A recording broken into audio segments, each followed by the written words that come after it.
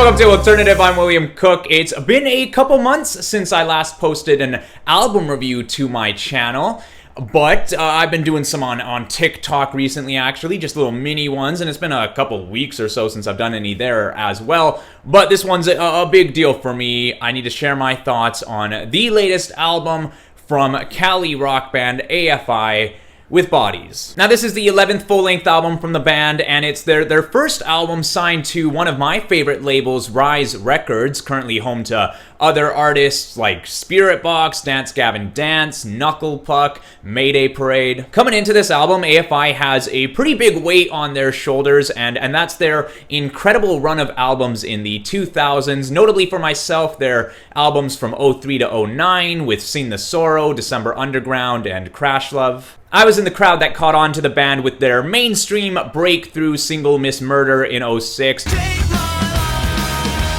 And after falling in love with December Underground, where do I have it up on the wall? There it is. I ended up going back through all of the 6 albums that came before it. Their first 3 albums of hardcore punk, for myself, a guy who got into them with December Underground, they were pretty easy to dismiss, and I'm sure that's hard to hear if you're an original 90s fan of AFI, but that was just definitely not up my alley, that type of music. And even 1999's Black Sails in the Sunset was a little tough, but it definitely had me much more invested, along with the following years, The Art of Drowning, as they moved more into that horror, punk, goth rock sound, and actually really delivered the melodies. And then 2003's Seen the Sorrow has come to mean about as much to me as December Underground does, showing a huge leap for the band in their attention towards these wildly anthemic and forward-thinking rock songs. 2009's Crash Love I see as the end of an era for AFI. Coming 3 years after the groundbreaking success of December Underground,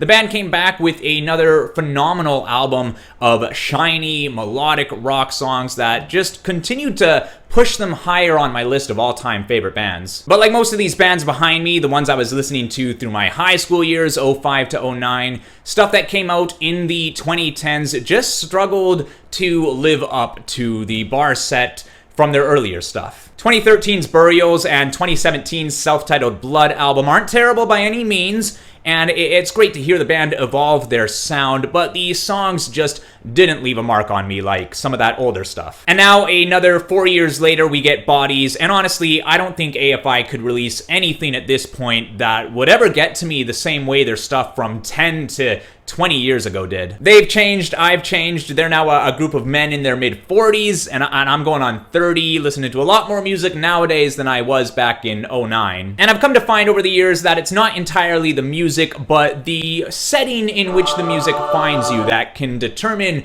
the longevity of its impact on you. Alright, now that that's all out of the way, I gotta say that this is a wonderful album. It holds about the strongest production quality of their entire discography, with guitarist Jade Puget taking charge as producer, and from what I can see, it's the first album that has him credited as the sole producer. The instrumentation is absolutely gorgeous, and notably I find Hunter Bergen's bass guitar really pops throughout a lot of these songs. And there's this overall feeling of musical maturity throughout the album, with performances that really display their experience not only as musicians, but as a band that has stuck with the same lineup for 20 years. Dulceria, I find, is a big standout when it comes to the sort of gracefulness felt on some of these songs. The bass work is suave as hell. Sexy. There's no better word to describe it. And the drums also have the perfect touch. Adam Carson is an absolute badass in the music video. Jade's guitar work is masterclass, just kind of sliding in and out as it pleases. And Davey, of course, sounds magnificent, showing this sultry vocal display with the colder delivery in the verse, and then adding some warmth for that beautiful chorus. Co-lead single Twisted Tongues was a great choice to pull fans into this new chapter. It's got the dark, rumbling verses with that ripped open chorus that has Adam Carson just driving at the ride cymbal. It's a drummer's song for sure, as the other instrumentation is largely overshadowed, but I love that one little break from the drums at the end of the song when it leaves just the guitar, and then that bass pulls us back into one final stretch with the drums added back on. My other favorite off this album, and as of putting this review together, the song that has me me the most excited, likely because I haven't been sitting on this song for quite as long as I have the last two that I've mentioned, is No Eyes. The song holds this bright, catchy flair to it that does the best job at bringing back some of the feelings I had from their earlier stuff. There's no direct comparison to be made, but looking through their older stuff, I find No Eyes has a similar feeling for me as Too Shy to Scream off of Crash Love.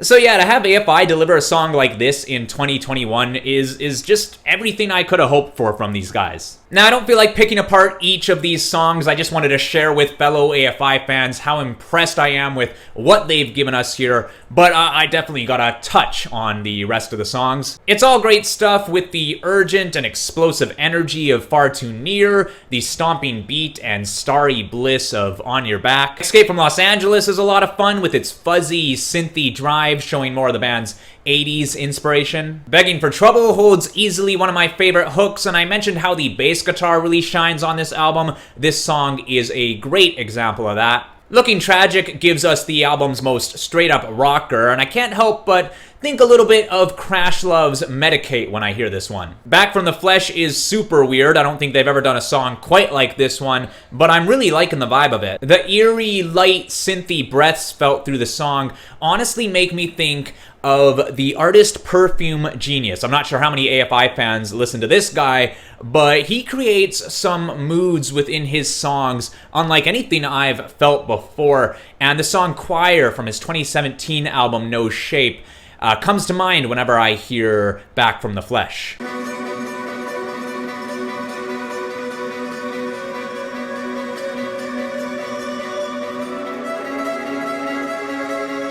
Death of the Party is snappy with some cool percussion and that interesting scratchy noise through the chorus, but it ultimately lands as the least impactful for me, though really still a pretty damn cool song. And then there's the closer, Tied to a Tree. Jade Puget called this one his favorite. Definitely not my favorite. I'm a little bit too much of an impatient listener for the dragging pace, and I find the chorus doesn't quite pull through with enough feeling for me. But it is a song to let yourself get lost in, with the haunting imagery of the lyrics and the overarching grimness of it all. It's a fitting closer, and though I said the chorus doesn't pull through with enough feeling for me, if you do really sink into the mood of the song, it can deliver some pretty intense power, though I do find it is the type of song that you gotta get yourself in the right setting for. And that's it. AFI is one of those bands that has always been under the shadow of their older stuff, but I am so happy to see that they were pretty much able to break free of that shadow with this new album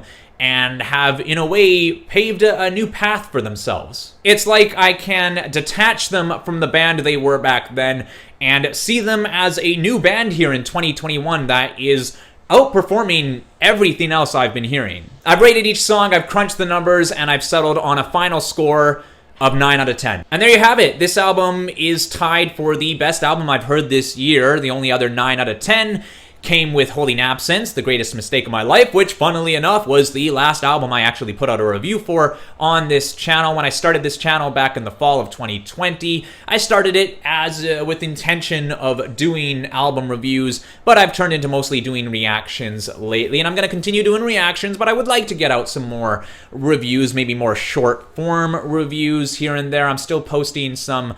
I like to share my mini reviews via TikTok. I've been doing like little 1-minute form reviews. I hear TikTok's now opening up to 3-minute videos, so I might start doing little longer ones there. I share them on my Instagram, on my TikTok, so you can find the links in the description below. But I would also like to push those onto my YouTube channel as well to join these reactions here. So I'll see if I can stay on top of that. It's just tough to stay on top of the new releases when I really get too hung up on being like, oh, I gotta review this. AFI, here I am, coming out about a month after the album came out, just because I've been dealing with some other BS here, and I'm glad to finally at least get it out. So we'll see what I can do, but it's been fun to finally pump out a new review. Hope you enjoyed. Thank you for checking this out. Love a thumbs up if you liked what you saw. Hit the subscribe for more alternative content, and leave your thoughts in the comments below. I'd love to hear your thoughts on the new AFI album. Let me know what you're listening to. Let me know if there's any recommendations for other stuff I should check out based on my AFI interests, based on the interests behind me that you can see here. Love to chat. I'll see you next time.